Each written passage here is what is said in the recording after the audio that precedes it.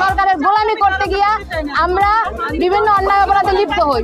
পরবর্তীতে যখন অন্য সরকার ক্ষমতায় আসে তখন আমাদের পিটায় মারে, আমরা কালারিং হই।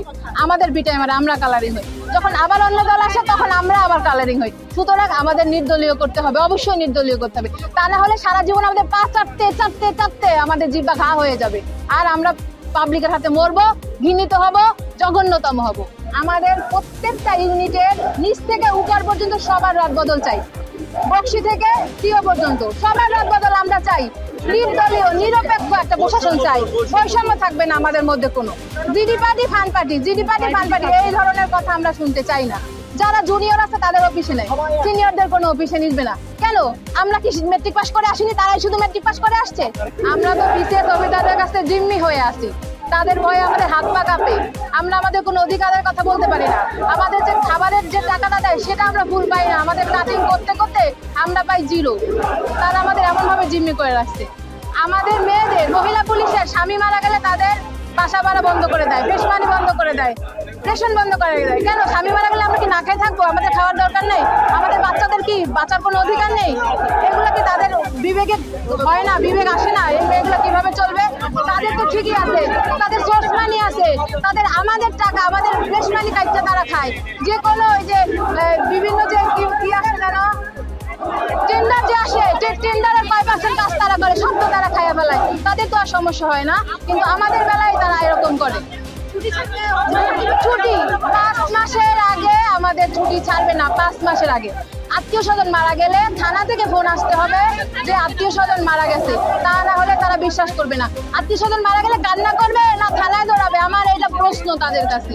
তাদের তো ইচ্ছা মতো তারা ছুটি দেয়, আর আমাদের 5 মাসের আগে ছুটি দেবে না। কেন? আমরা এতটা বঞ্চিত কি জন্য হব? আমরা চাকরিতে আসছি না, গোলামি করতে আসছি। তারা বাসায় আমাদের যে ভাইরা মারা গেছে তার বিচার আমরা চাই। তাদের নির্দেশে আমরা এই যে ফায়ার করছি, গুলি করছে, ছাত্রদের বুকে গুলি চালাইছি, তাদের নির্দেশ।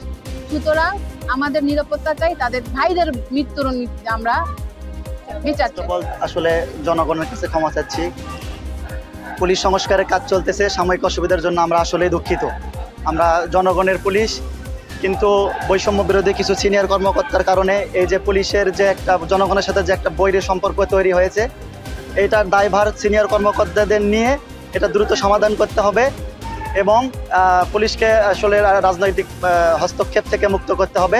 আমরা জনগণের জন্য কাজ করতে চাই, আমরা জনগণের বন্ধু হয়ে থাকতে চাই। আজকে মুসলিম, হারুন, বিপ্লব এদের মতো কিন্তু কুলাঙ্গার অফিসারের জন্য আজকে আমরা পুলিশ বাহিনী নির্যাতিত নিরীহ পুলিশ ভাইদের জীবন দিতে হচ্ছে। তাদের মতো কিছু রাজনৈতিক ফায়দা হাসিল করার জন্য যে অফিসাররা আজকে আমাদের কাছে প্রতিপক্ষ বানাচ্ছে জনগণের সাথে, তাদেরকে বিচার করতে হবে, তাদেরকে ফাঁসি আনতে হবে। তাদের জন্য আমাদের ভাইদের জীবন গেছে, আমাদের পরিবারের নিরাপত্তা নাই, আমাদের নিরাপত্তা নাই। আমরা এখানে বসবাস করতেছি, তারপর আমরাও দেখছি ওদিনকে অনেক অফিসার, বিশেষ অফিসার গামছা লঙ্গি পরে পালিয়ে গেছে আমাদের চোখের সামনে থেকে।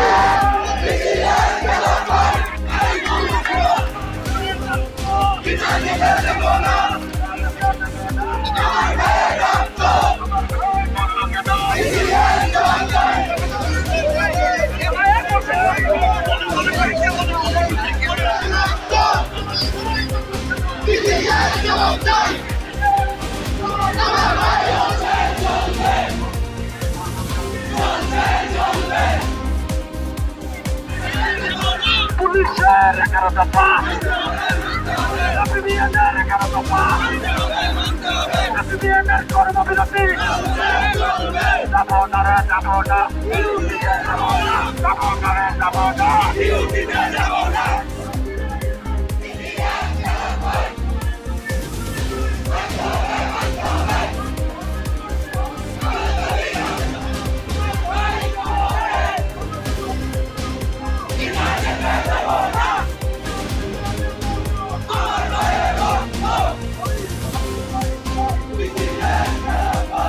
আমাদের ভিডিও ভালো লাগলে লাইক এবং শেয়ার করুন। কমেন্ট সেকশনে গিয়ে জানান আপনাদের মতামত।